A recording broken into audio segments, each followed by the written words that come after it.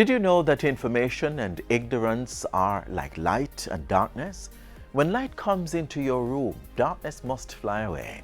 When information rules your mind, ignorance finds its way out. Do not limit yourself to knowledge. The more you know, the more you understand, and are better able to speak on a particular subject matter. Welcome to Jamaica Magazine. I'm Adrian Atkinson. Stay tuned. The following is brought to you by MOCA, the major organized crime and anti-corruption agency with kind support of NIA and USAID. Criminal minds think they are cunning. The major organized crime and anti-corruption agency have them running. Your friend a shout, come here. Take time running. Are we ready for the ops? Drive up on your block. Step out now me block. Cyber take about your laptop. Pull up every lock. No evidence to drop. We put it in a cuffs and now we have the underground. Sin you say scam, you better look out for. When you move corrupt, better look out for. Feel say you get wet, look out for. Look out for. Look out for. From you say scam, you better look out for. When you move corrupt, better look out for. Feel say you get wet, look out for. Look out for. Look out for. The proceeding was brought to you by MOCA, the major organized crime and anti-corruption agency with the kind support of NIA and USAID. This week on Get the Facts, Chief Medical Officer in the Ministry of Health, Dr. Jacqueline Bisesa McKenzie, joins us in discussing matters relating to dengue, its symptoms, medications to avoid, as well as measures being taken by the government to mitigate against future outbreaks.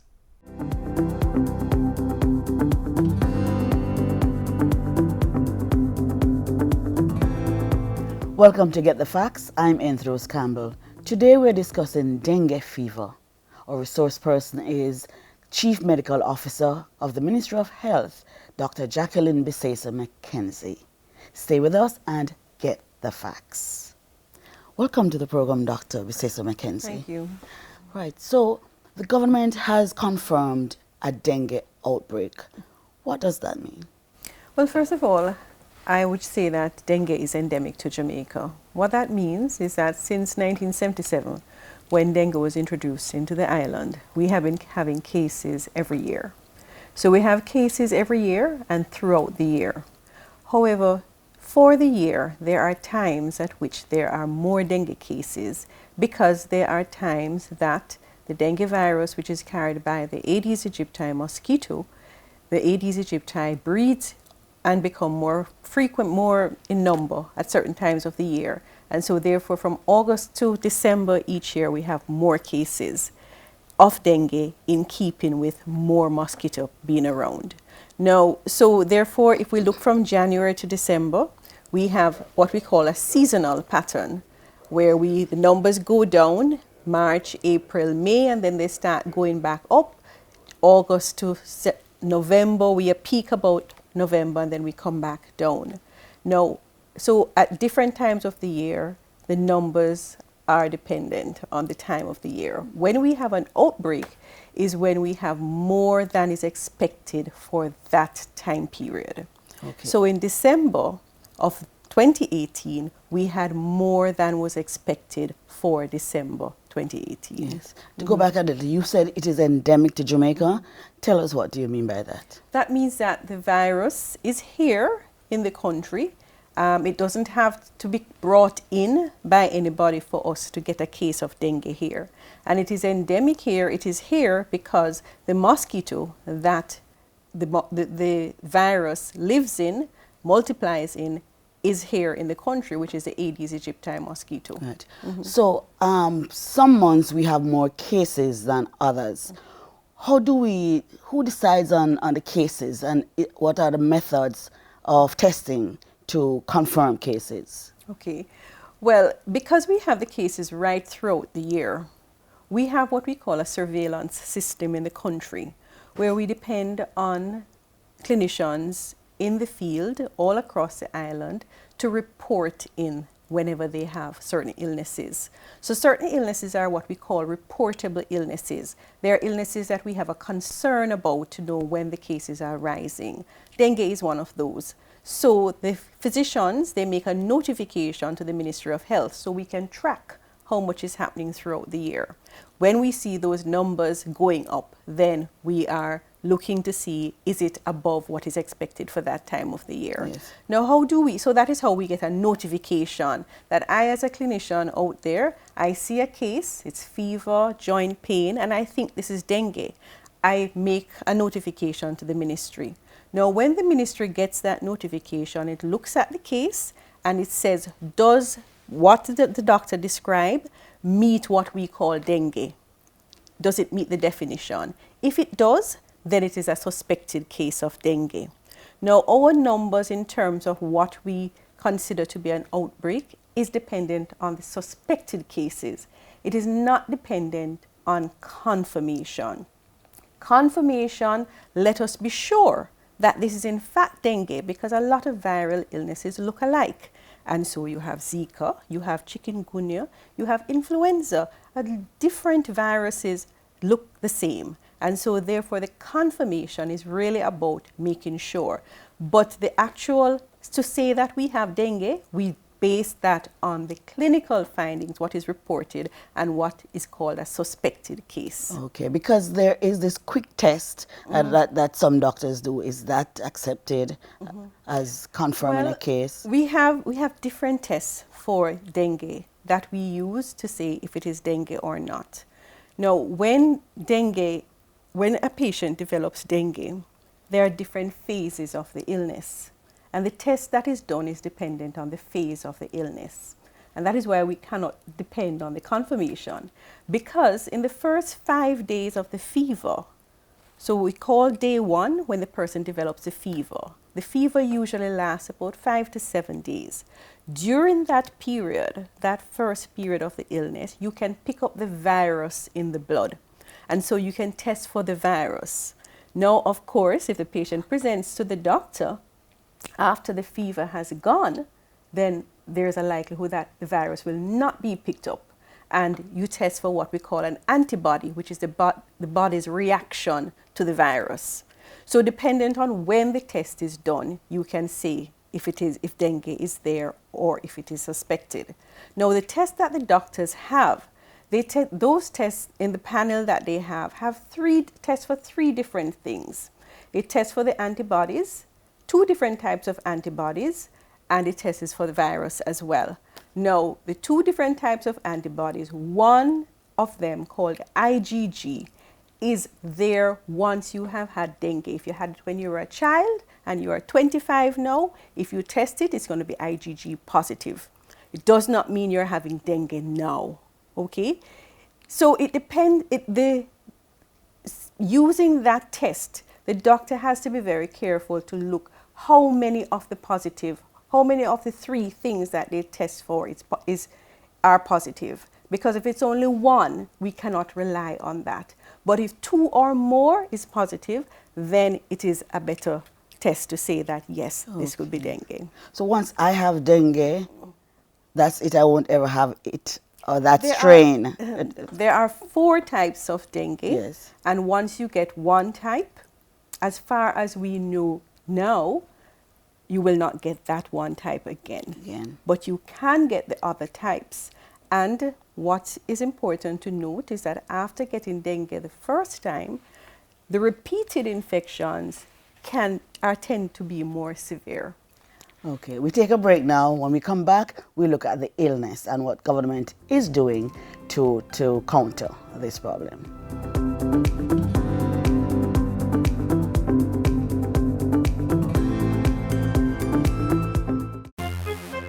Mosquitoes can spread diseases such as dengue fever. Protect yourself from mosquito bites.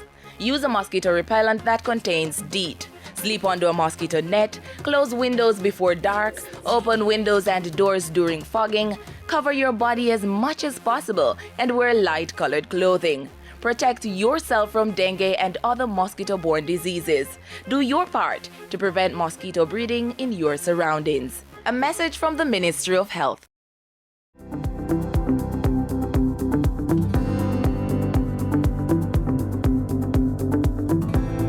Welcome back. We're talking dengue today, and our resource person is Chief Medical Officer, Ministry of Health, Dr. Jacqueline Bisesa McKenzie. Doc, let us start now with the disease itself. We know it is transmitted by the Aedes aegypti mosquito. Tell us about the transmission. Okay, so the Aedes aegypti mosquito, first of all, they live for about a month, okay? During that time, the female mosquito will lay eggs about 5 to 6 times. And each time it lays about 300 eggs. Now, the female mosquito will bite persons in order to get blood, in order to have her eggs. Now, when the mosquito bites you, then if the mosquito is infected with the dengue virus, then it takes you about 5 to 7 days for you to develop this illness. And the illness is usually a mild illness. For about more than 70% of patients, it's a mild illness that will present with fever, joint pains, headaches, pain behind the eye, nausea, vomiting, and most of it will resolve within 5 to 7 days. However, there are some cases that will move into a more severe phase, which is called severe dengue. Now, there are warning signs that persons who have dengue can look out for to see, am I developing severe dengue, or is there a possibility? And those symptoms include if you have persistent vomiting, meaning that you have about 3 to 4 episodes of vomiting in the hour, that's persistent vomiting. If you have belly pain, if you have any signs such as persistent restlessness, listlessness, tiredness, and you're not feeling better. After about 5 days, the fever is settling down, but instead of you're getting better, you're getting worse. These are all warning signs of the severe case of a severe dengue. Of severe dengue. Yes. And also importantly, we also look out for a rash. Some persons will have a rash, and that rash may actually be tiny little bleeding spots under the skin. Okay? So if we have any of those, then we should seek medical attention, because at that point, you need to be monitored. You need to be monitored closely to make sure that you're well hydrated, yes. And you also be monitored to make sure that there are no signs of any bleeding. So who's most at risk for the severe case of dengue? Well, if any person. The presentation of dengue can be quite variable.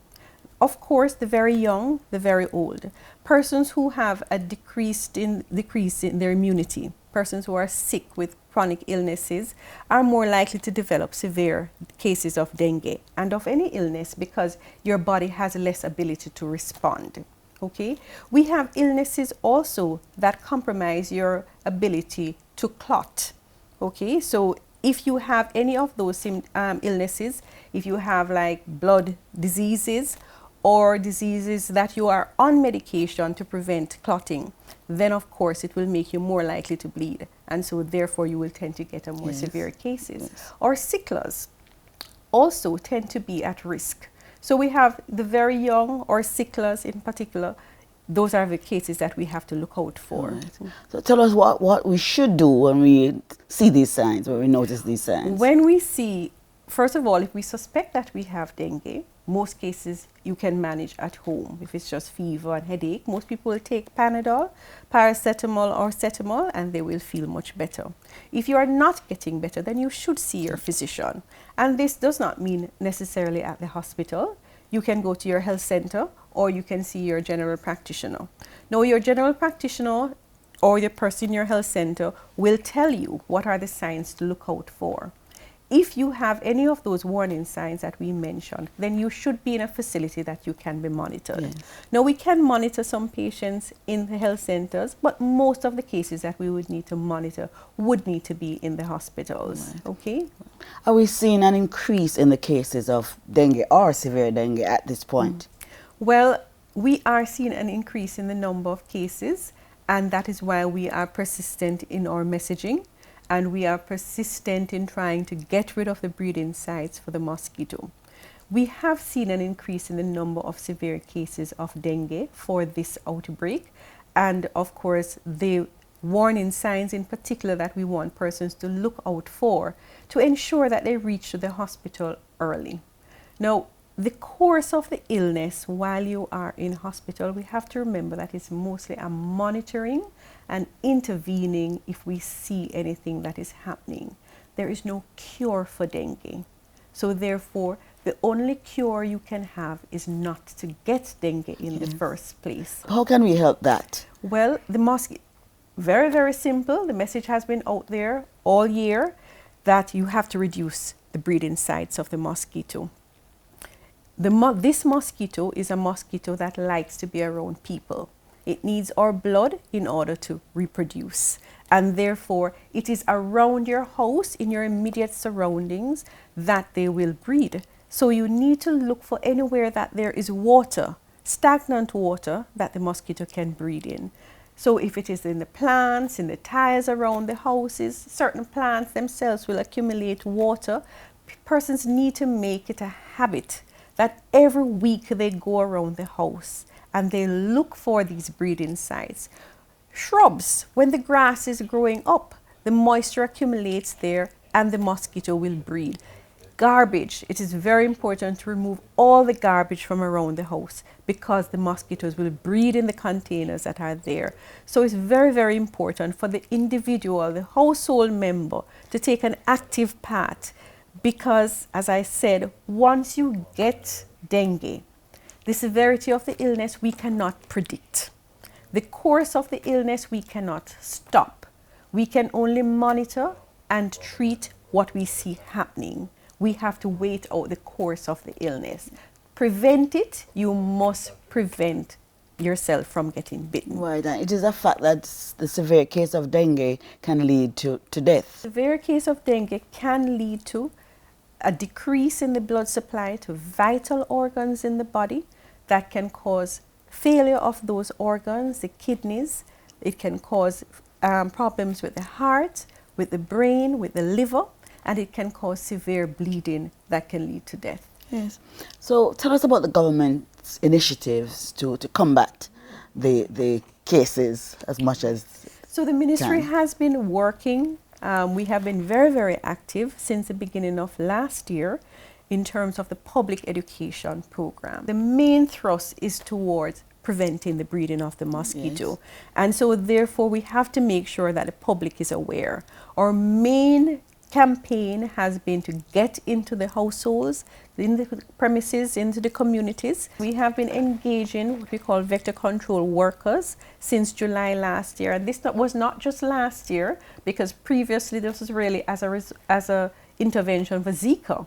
We never stopped after Zika. The ministry has its regular routine program that goes from month to month. But at the start of the rainy season, we have an enhanced program that we bring in more people to be out there. And they go into the communities, they search for the breeding sites, they destroy the breeding sites by putting pellets in the water to destroy the larvae. And of course, we do the fogging to destroy the adult mosquitoes. We have been working with our partners such as USAID. The Red Cross has come on board to have more persons out there. We're working with the HOPE program to get more persons on the ground into the communities. Our regular program would have ended in December when we would have slowed down because we are in an outbreak. We have engaged more people to continue this thrust towards education and towards searching and destroying the breeding sites. We also have to say that in terms of the vector control work, we have engaged more private facilities, more vehicles to get fogging done, to go into all the communities. We have engaged quite a lot of persons to be out there to be doing all of this vector control work. We have been working as well with other partners such as PAHO, who are helping us with training and with building our laboratory support in terms of being able to do the testing. The CDC as well has been helping us with testing. Our local persons, including the National Works agencies, are helping with the cleaning of the drains, and the National Solid Waste Management Company, who is also doing the removal of garbage from the areas. So a lot of persons have come on board and have been on board continuously to help us with fighting this problem. Thank you, Chief Medical Officer, Ministry of Health, Dr. Jacqueline Biseso McKenzie. There you have it, the facts on dengue. Now, it's time for you to do your part. See you next time.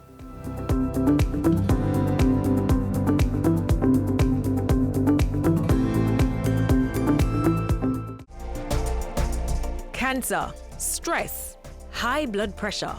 Guard yourself against these potentially deadly conditions by eating healthy. Give your body long life with foods such as low-fat milk, dried and fresh peas and beans, unsalted nuts and seeds, fresh vegetables, fruits and coconut water, and eliminate processed seasonings such as seasoning salt, soy sauces and ketchup. When it comes to meats, remember to remove the skin to reduce the intake of fats and oils. Meats should also be baked, steamed, grilled or roasted. Fish is also a preferred protein option. To eat healthy, fill your body with a variety of foods from all the food groups. And remember, eat at a slow pace and in small bites to help aid digestion. This helps to maintain a healthy, balanced and nutritious diet, strengthening your body to ward off illness and prolong life. Your health is your responsibility. Protect it. Here are some well-needed information on how you can safeguard your health. Remember, knowledge is power.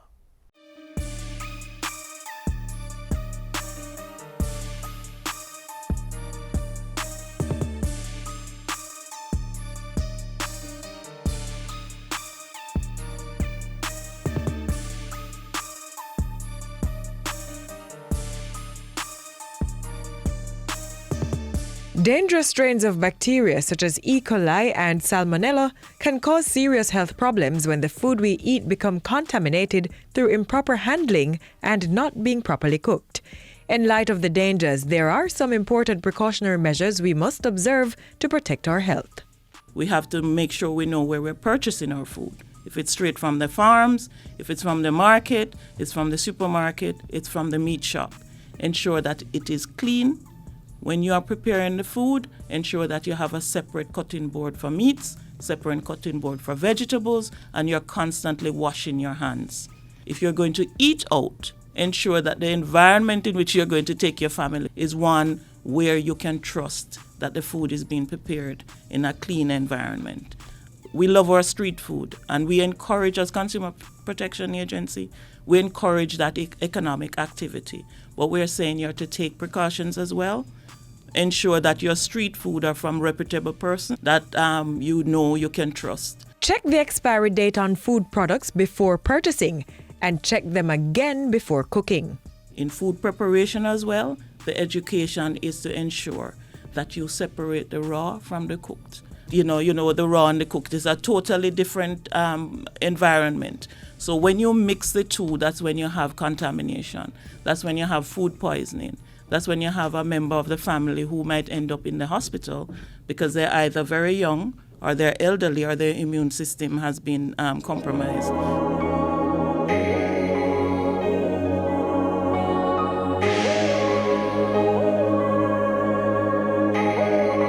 Discard any food that looks or smells questionable. Don't allow your food to stay open and accessible to flies. Containerize and refrigerate or freeze leftover food before 2 hours after cooking. And always store meats and seafood in sealed containers. The second thing about food safety is you have large amounts of food laid out for a couple of hours or more, and the family keeps coming back, dipping, visitors coming, dipping. You have to ensure if you have the food out for more than 2 hours, hot food, be very careful, especially if you add sauces and other condiments on the food. It tends to go a little off early, and that is where you have problems if you have an elderly person or a young child. Make sure that you put that away early, that you don't put your family at risk, because food poisoning, most of us get well quickly, but it can lead to death if your immune system has been compromised. So we're saying be safe with your food. Ensure that when you package them and put them away, they're packaged in portions where when you take them out to reheat, You don't reheat the entire thing and then put it back in the refrigerator. So you apportion it according to what you're going to be using, so you don't increase the risk of food poisoning or any other bacteria entering the food. Ensure meats are cooked thoroughly. Remember, improper food handling can mean the difference between a trip to the emergency room or enjoying a tasty meal.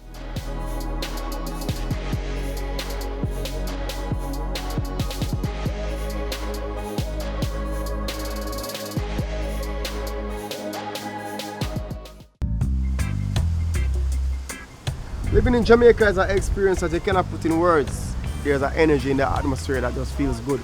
There's so many aspects of Jamaica that I think makes it second to none. The best food, the best music, the best people. We can go on and on about the good things about living in Jamaica. There's a parish in Jamaica called Portland. I think that's one of my favorite places to be. It's one of the most nature-oriented parishes, and I love the nightlife in Kingston. Once you come here and you get that connection with the people, that connection with the food and the music and just the lifestyle is something that you'll always remember. People should visit Jamaica because I'm sure 100% that it is the place to be on planet Earth. You need to come here and you'll get an experience that you will never forget.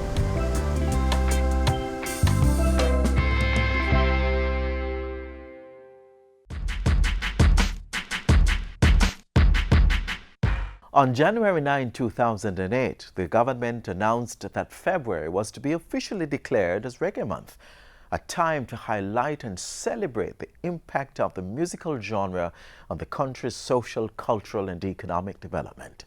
A time when the birthdays of two of Jamaica's icons are celebrated, Dennis Brown, Crown Prince of Reggae on February 1, and Robert Nesta Marley, King of Reggae, on February 6.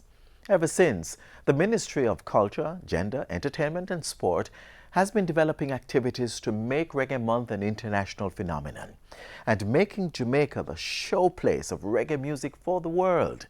Take a trip on over to www.reggaemonthjamaica.com and learn more about our musical heritage and activities planned for the month.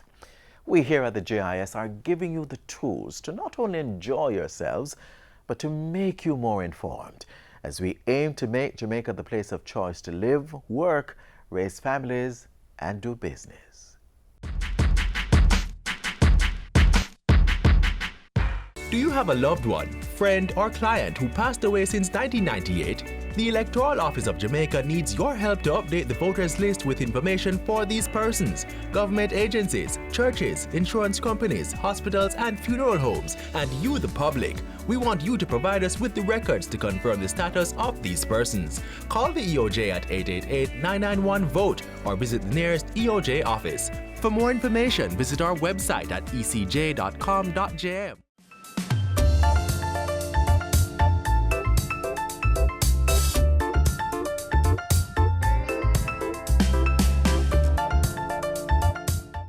This is where the magazine closes for today. I do hope you found our program informative. Send your feedback to jamaicamagazine@jis.gov.jm. Stay informed on our social media pages, Instagram, Facebook, and of course there's Twitter. Or download our app on your Apple and Android devices to catch up on the go. You can also visit our website at jis.gov.jm for more information. On behalf of the entire production crew, I'm Adrian Atkinson. Thanks for watching.